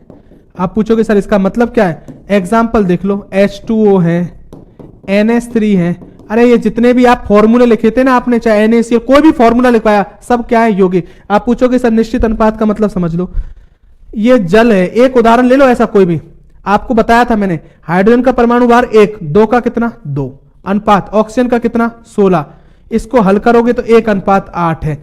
मतलब H2O जो यौगिक है इसमें हाइड्रोजन और ऑक्सीजन का अनुपात 1:8 है, ये फिक्स है, निश्चित अनुपात में मिला है, ऐसा नहीं अपनी मर्जी से कुछ भी नहीं, हर चीज का। NH3 है, इसमें बताओ अनुपात क्या होगा? नाइट्रोजन का 14 होता है परमाणु भार, हाइड्रोजन का 3, 14:3। देखो आप, तो ये निश्चित अनुपात में मिलाए जाते हैं। कोई भी फॉर्मूला होगा ना, आप तो याद रखो, कोई भी फॉर्मूला है सब यौगिक है, ठीक है। और एक आपको पता है, एक क्या होता है? मिश्रण। तो आपको पता है मिश्रण में क्या है? कुछ भी नहीं। जब 2 या 2 से अधिक पदार्थों को, कभी भी याद रख लेना, अनिश्चित अनुपात में मिलाया जाता है। आप इनको पढ़ भी सकते हो, अनिश्चित अनुपात में मिलाया जाता है, तब समझ लेना उसको क्या कहते हैं। तो आप बोलोगे सर उसको मिश्रण कहते हैं, मिक्सचर बोलते हैं, अनिश्चित अनुपात में मिलाया। अब कोई निश्चित नहीं है, जैसे मिश्रण क्या है? मैंने नमक का घोल और पानी का घोल बना लिया। अब यहां फिक्स नहीं है कि नमक में, पानी में हमेशा नमक में 5 ग्राम ही डालूं, मैं 10 ग्राम भी डाल दूं, ये तो मेरी मर्जी, कोई भी मिश्रण, शरबत है आपकी मर्जी के हिसाब से डाल दो, फिक्स थोड़ी है पानी में शरबत इतना ही डलेगा, नहीं, तो वो मिश्रण कहलाएगा। आपको मैंने कहा 2 प्रकार के होते हैं, आप कहोगे सर कौन से, एक समांगी होते हैं और एक विषमांगी। आप पूछोगे सर इसका मतलब क्या है, जो एक दूसरे में मिश्रित हो जाते हैं, एक दूसरे में मिश्रित, ये सिंपल सी चीजें आप पढ़ के भी समझ सकते हो, तो समांगी, और जो मिश्रित नहीं होते हैं, नहीं होते हैं उनको बोलते हैं विषमांगी। तुम पूछोगे सर एग्जाम में क्या पूछेगा, ये थोड़ी पूछेगा, तुमसे तो उदाहरण पूछेगा, तो आप बोलोगे चीनी व जल का मिश्रण। उदाहरण देख के ही बता दोगे, आपको ये पढ़ने की जरूरी नहीं है कि समांगी या विषमांगी। चीनी और जल मिला दिया, घोल दिया, तो तुम बता सोच सकते हो ये चीनी है ये जल है, अब तो मिक्सर हो गए कण। नमक व जल, वायु का मिश्रण, वायु के अंदर गैसें होती हैं, तो आप थोड़ी बता सकते हो कि ये क्या है, आपको पता, आप वायु दिख रही है, इसमें ये ऑक्सीजन दिख रही है कि आपको नहीं, तो जो चीजें एक दूसरे में मिश्रित हो जाए वो सब समझ लो विषमांगी। आप तो उदाहरण से समझो, 1-2 और भी हो सकते थे, ये नहीं 3, आप अपने आप ऑप्शन देख के समझो। विषमांगी अब मैं बताता हूं, आप समझ जाओगे। दाल में कंकड़, बताओ कैसा है विषमांगी, देख लो, कोई दाल है उसमें कंकड़ पड़ा है, आपको दूर से ही दिख जाएगा ये कंकड़ है, विषमांगी है। तेल व जल का मिश्रण, आपको पता चल जाएगा, तेल और जल मिलाओ, तेल ऊपर आ जाएगा, जल नीचे, आप कहोगे सर ये तो विषमांगी मिश्रण है। अरे ठीक है ना, कोई भी चीज आप बना के देख लो, अगर कोई चीज, मैंने ये कहा, अगर आपसे कहे चीनी और नमक का मिश्रण, पता चल जाएगा ये चीनी और नमक है। ये मत करना सर दोनों चूरन कर दे, चूरन नहीं बता रहा हूं मैं आपको, जब दूर से दिखने पे पता चल जाए तो समझ लेना। अगर आपसे दूध पानी समांगी, पता छोड़ सकते हो ये पानी ये दूध है, नहीं, तेल तो अलग तैरता है ऊपर, इसलिए बता दिया कि यहां तेल है। आप दूध पानी देखते थोड़ा ये दूध में पानी, वो तो अपने एक तरीका है थोड़ी, दूध देखते ये पानी है इस दूध में, तो नहीं, आप दूध ही बोलोगे उसमें, तो समझने वाली बात है, ये समझो आप। ये अपने आप दिख रहा है, दाल में कंकड़, तेल में जल, ठीक है। कोई अगर मिट्टी हो और उसमें कोई अलग से कंकड़ डाल दिया जाए तो अपने आप बता दोगे मिट्टी अलग है कंकड़, तो ऐसी चीज जो दूर से दिखने में पता चल जाए तो आप कहोगे सर विषमांगी। अब मैं आपको 10 मिनट का टाइम है, तो एक बात और बता एक क्वेश्चन आता है कभी कभी एग्जाम में, मिश्रण से घटकों को पृथक करने की विधि, कुछ विधियां बता रहा हूं दोस्तों, केवल उदाहरण याद रख लेना दोस्तों एग्जाम के लिए, कुछ भी याद नहीं रखना है। पहला, एक होती है पृथक्करण विधि, पृथक्करण विधि, ठीक है। आपसे इतना सा पूछेगा उदाहरण,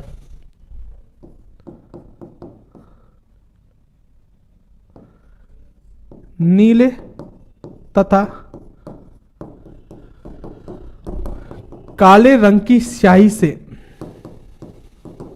से डाई वाले घटक को पृथक करने में, डाई वाले घटक को पृथक करने में आपसे पूछा जाए पृथक करने में किस विधि का उपयोग करते हैं, तो आप बोलोगे पृथक्करण। जैसे स्याही है, स्याही जानते हो नीली, जैसे इंक है आपकी, ठीक है, उसमें नीला मिला होता है, डाई मतलब यार नीला रंग मिला होता है, तो उसको कैसे पृथक करोगे, एक पात्र लो, उसके ऊपर प्लेट रखो, उस पर स्याही डालो, आप उसको गर्म करो, तो गर्म करोगे तो आप देखोगे पानी उड़ जाएगा और चूरन बच जाएगा नीले रंग का, तो घटक हो गया। उस विधि को पृथक्करण विधि से करते हैं। आपसे पूछे नीले तथा काले रंग की स्याही से डाई वाले घटक को पृथक करने में किस विधि का उपयोग करते हैं, पृथक्करण, इतना सा याद रखना है। दूसरा, अगर मुझसे पूछा जाए, मैंने यार उल्टा तो नहीं बोल दिया, रुक जाओ दोस्तों, उल्टा ही बोल दिया है, पृथक्करण नहीं, सॉरी दोस्तों, वाष्पीकरण। अरे कौन सी दोस्तों, वाष्पीकरण विधि, ठीक है ना, हाँ वाष्पीकरण ही तो होगा, अगर उसको गर्म करोगे तो वाष्प मतलब पानी वाष्प के रूप में उड़ जाएगा, बचेगा रंग वाला घटक। हाँ अब देख लो पृथक्करण विधि, जब तो मैं कहूं कैसे हो रहा है पृथक्करण विधि। इसमें एक बात याद रख लेना, तेल व जल के, एग्जाम्पल बता रहा हूं, याद रखना, बहुत इंपॉर्टेंट क्वेश्चन है। तेल व जल के मिश्रण को पृथक करने में, तेल व जल के मिश्रण को पृथक करने में, इसका मतलब क्या है, आपको पता है एक ऐसी नली आती है पृथककारी कीप बोलते हैं जो पृथक्करण विधि में, तेल और जल, आपको पता है एक नली ली जिसमें ऐसा कीप होता है यहां नीचे, आपने एक नली में पानी और तेल डाल दिया, तेल ऊपर रह जाएगा पानी नीचे, उसके नीचे एक छिद्र होता है, उसको खोलते हैं, खोलने के बाद पानी तो निकल जाता है, तेल बचता है तो उसको बंद कर देते हैं, तो अलग हो गया। तो तुमसे तो कभी पूछा जाए, ये भी कह सकता है दो अघुलनशील द्रव, तेल और जल कभी घुलते हैं कि नहीं, दो अघुलनशील द्रवों को पृथक करने में पृथक्करण विधि, या तेल से जल के मिश्रण को पृथक करने में पृथक्करण विधि। ठीक है ना, ये बात इंपॉर्टेंट है, याद रख लेना। अगली बात, एक तुमने ये विधि बहुत सुनी होगी, अपकेंद्रण, ये रेलवे में बहुत आती है, अपकेंद्रण विधि, ठीक है ना। इसका देखो, दूध से क्रीम निकालने में किस विधि का उपयोग करते हैं अपकेंद्र, सबने सुना होगा। अपकेंद्र वो क्रीम निकालता है, वो जाते हैं, हम डेयरी पे ले जाते हैं तो वो घुमाता है। इस विधि में क्या होता है, चीज को घुमाया जाता है, जो हल्के कण होते हैं वो ऊपर आ जाते हैं अगर मुझसे पूछा जाए, और नीचे रह जाता है तो उसको अपन घी को अलग, या घरों में हम छाछ बनाते थे जब मक्खन निकालते थे तो वो इस विधि से निकलेगा, जब उसको मशीन चलाती है और हल्के कण ऊपर आ जाते हैं, मक्खन उनको हटा दिया जाता है। आप तो उदाहरण याद रख लेना। और मुझे सुनो, एग्जाम के लिए अगर पूछा जाए, मेरी बात को सुनना, इंपॉर्टेंट बात, हाँ, वॉशिंग मशीन में कपड़े धोना, वो भी इस तरीके से मैल ऊपर आ जाता है दोस्तों, फिर उसको निकाल दिया जाता है। ये आगे आ रहा है वो क्या क्या,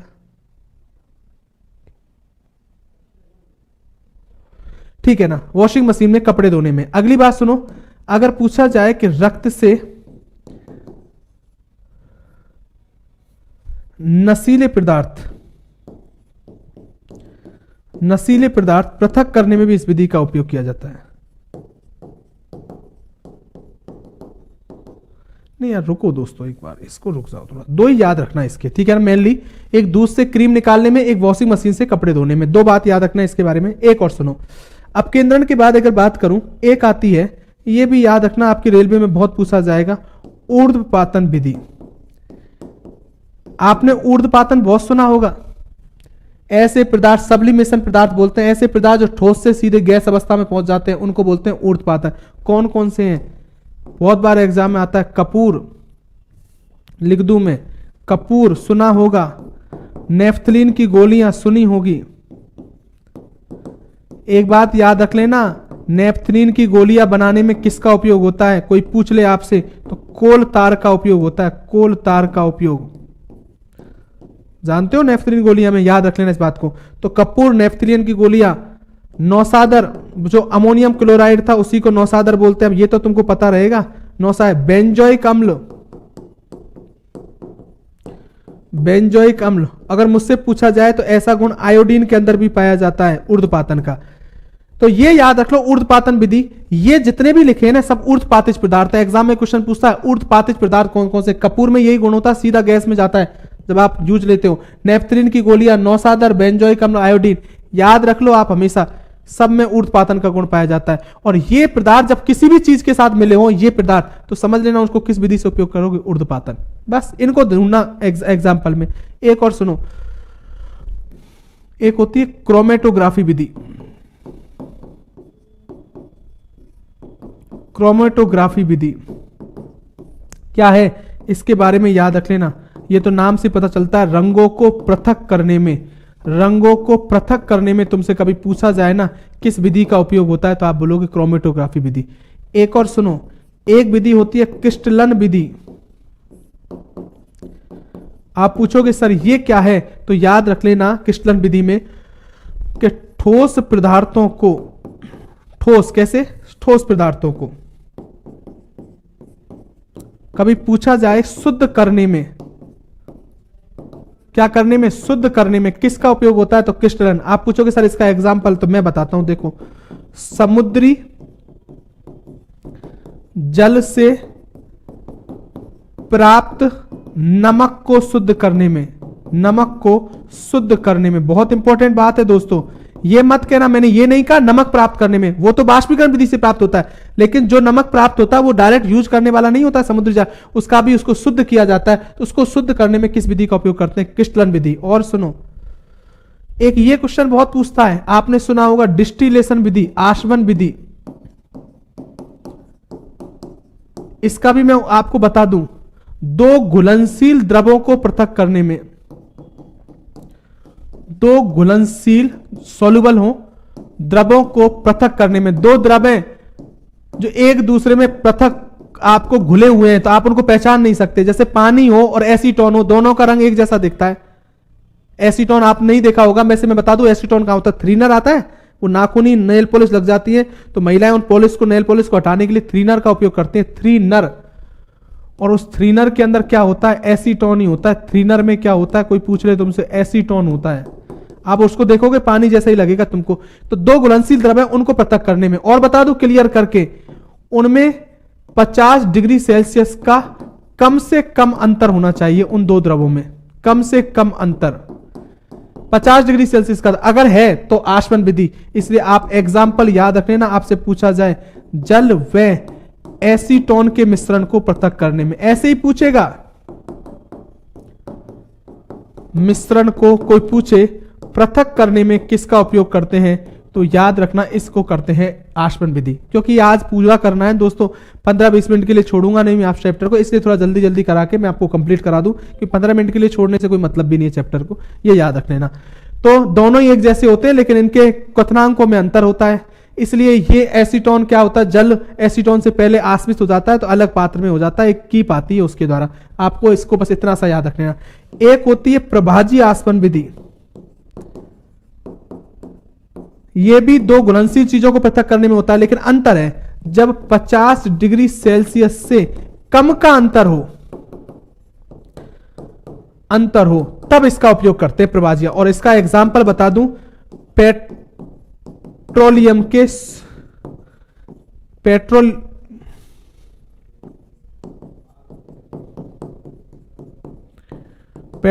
के परिष्करण में। आप पूछोगे सब, देखो पेट्रोलियम क्या होता है, कच्चा तेल होता है। आपने सुना होगा रोजाना आता कच्चा तेल भाप, उस कच्चे तेल से डीजल निकलता है, पेट्रोल निकलता है, केरोसिन, उन सबको पृथक करने में, क्योंकि सबका टेम्परेचर अलग होता है, कतरंग उस पर इनको पृथक किया जाता है। एक उदाहरण और याद रखोगे, वायु से गैसों के मिश्रण को पृथक करने में। तो दोस्तों इतना मैंने आपको बता दिया है, आप कम से कम इनके बारे में इतना तो याद रखना ही, क्योंकि एग्जाम में कभी कभी ये पूछे जाएंगे, फिर आप किसी भी सूरत में ये आपसे गलत होने नहीं चाहिए। मैं आपसे पहले बता रहा हूं, एक सेकंड रुक जाओ दोस्तों, क्या कह रहा था, ये कम से कम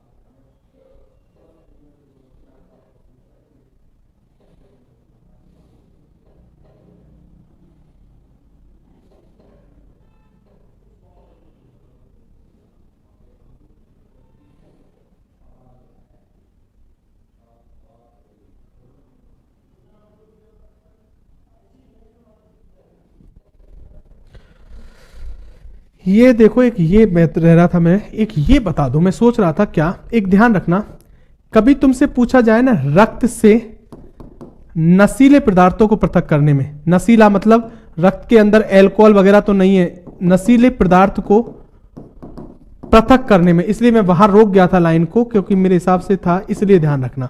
रक्त से नशीले पदार्थों को पृथक करने में भी क्रोमेटोग्राफी विधि आती है, और अपकेंद्रण में ये याद रख लेना, ये तो मैं बता ही चुका था, अपकेंद्रण में ये भी याद रखना कि रक्त व मूत्र की जांच में,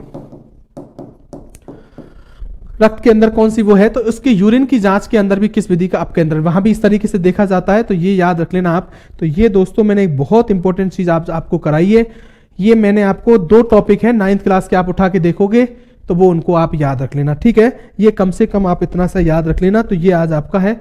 एक ये बहुत बार आता है, इसको गलत तो करके नहीं आओगे, मैं जल्दीबाजी में इसको और समझा दूं, तुम कभी देख लेना, एक भौतिक विधि,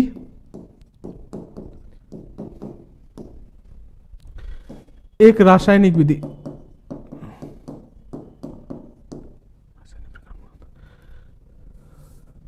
एक सेकेंड मैं क्या लेके आऊं,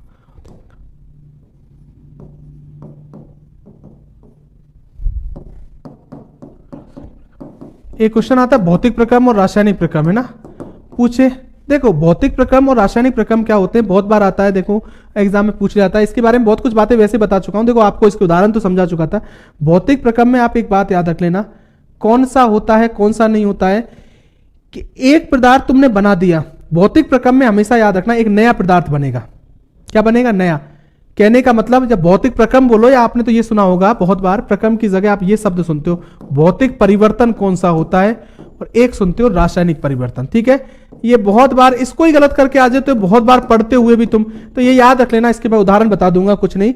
भौतिक परिवर्तन में याद रख लेना पदार्थ की अवस्था, रंग, गंध, इनमें परिवर्तन होता है। लेकिन काम की बात सुनो, भौतिक परिवर्तन में हमेशा याद रख लेना कि कोई भी पदार्थ होता है भौतिक प्रक्रम के अंदर एक नया पदार्थ बनता है। किसके अंदर? सॉरी, भौतिक परिवर्तन के अंदर, मेरी बात को सुनना, भौतिक परिवर्तन के अंदर याद रखना कभी भी कोई नया पदार्थ नहीं बनता है। समझ में आया? और रासायनिक परिवर्तन में आप इस परिभाषा को याद रखना कि हमेशा क्या बनेगा? नया पदार्थ। यह शब्द पकड़ना तुम, रासायनिक परिवर्तन में तो क्या बनेगा? नया पदार्थ। और भौतिक परिवर्तन में याद रखोगे कि नया पदार्थ नहीं बनता है। यह याद रख लो बस, तुम नहीं बनता है। तुम ये बहुत बार ऐसे याद करते हो ना, ये इसमें बन जाएगा, ये इसी में दोबारा हो जाए तो वो भौतिक है, और अगर ऐसा नहीं हो तो रासायनिक। वो गलत बात है। आप पूछोगे सर कैसे? मैं आपको एग्जाम्पल बताता हूं भौतिक परिवर्तन के। देखो, लकड़ी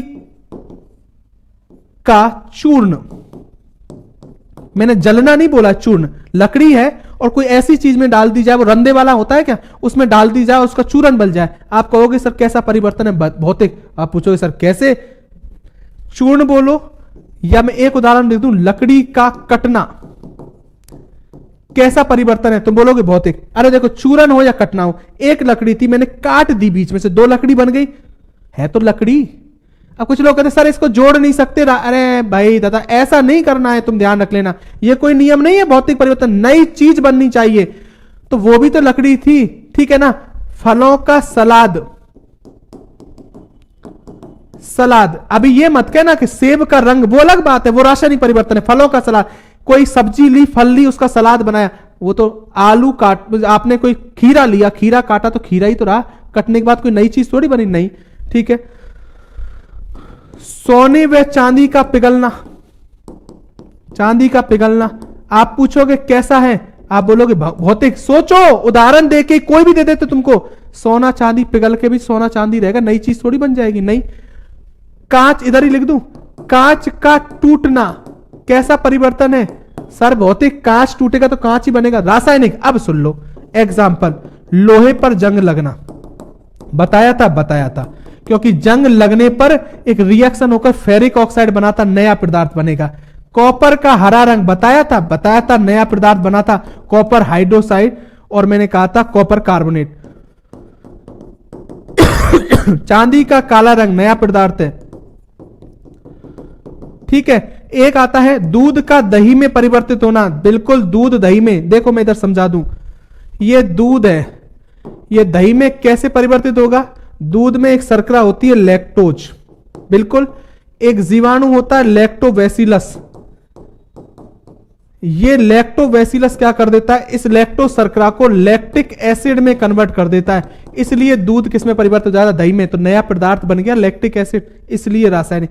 तुम तो बहुत घटिया तरीके से इसको पढ़ जाते हो, एग्जाम में गलती करते हो, रटते हो। दूध का दही में परिवर्तन रख लोगे याद, क्या दिक्कत है?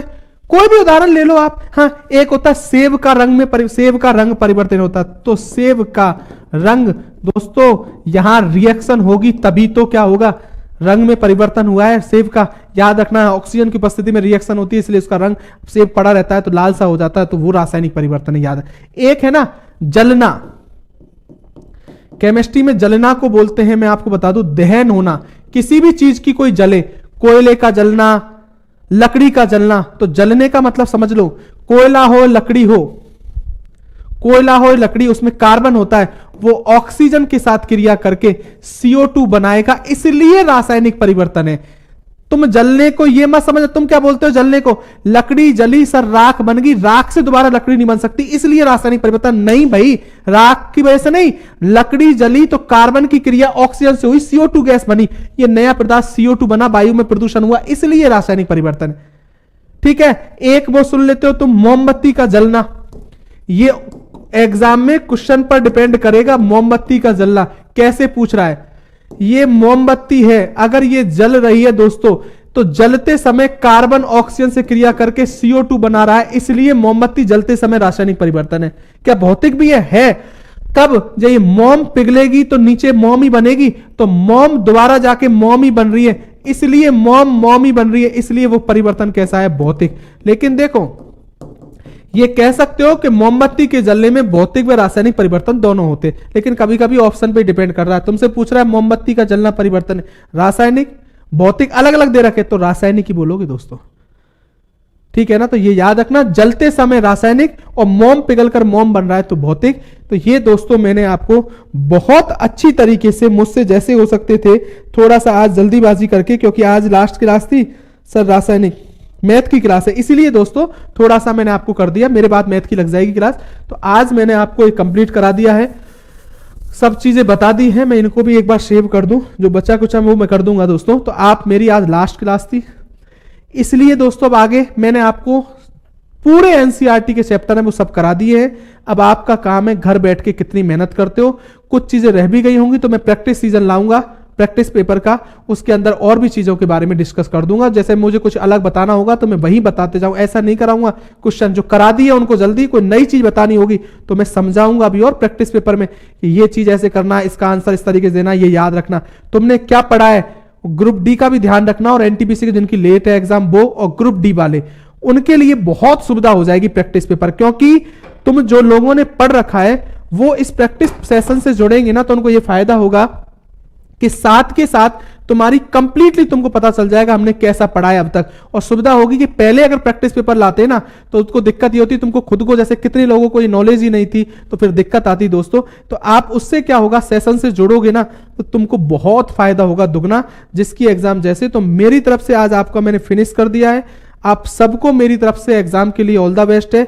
हम तो ज्यादा से ज्यादा चाहते हैं कि आप लोगों का सिलेक्शन हो, और आप हम सब मुझे खुशखबरी सुनाओ कि हाँ सर हमारा एग्जाम में सिलेक्शन हो गया। ठीक है दोस्तों, मेहनत करते रखिए, अपने ऊपर विश्वास रखिए। मैं हमेशा कह रहा हूं, अगर खुद को ही खुद पर विश्वास नहीं है तो सिलेक्शन की तो क्या बात है।